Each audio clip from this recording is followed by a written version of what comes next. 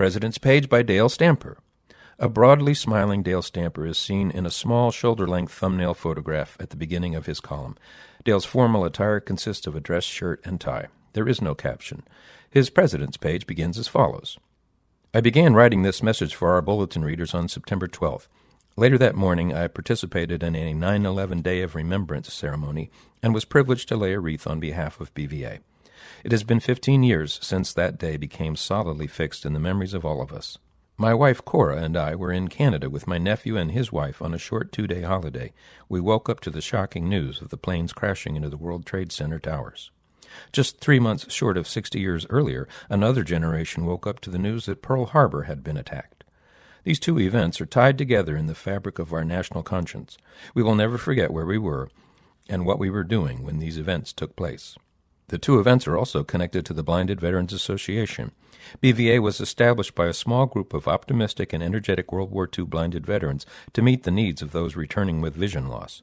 In like manner, although at least 2 generations separate these two groups, we have blinded veterans today that have served in response to the attack on September 11, 2001, in Operation Enduring Freedom, Afghanistan, Operation Iraqi Freedom, and Operation New Dawn.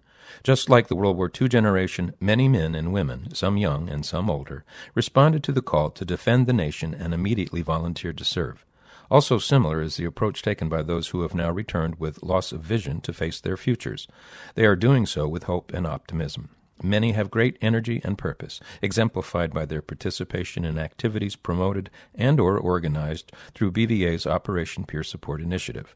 The two groups are most definitely bound together by these similarities and perhaps by many others.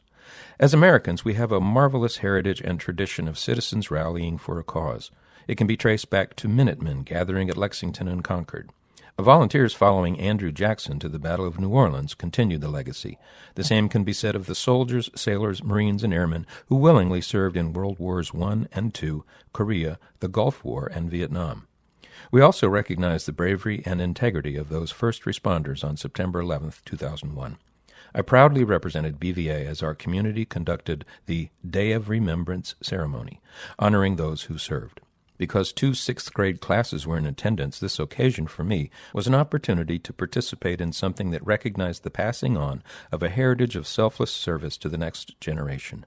It was also an opportunity to let others know who we are as blinded veterans and that there is an organization that both serves us and which offers us opportunities to serve one another.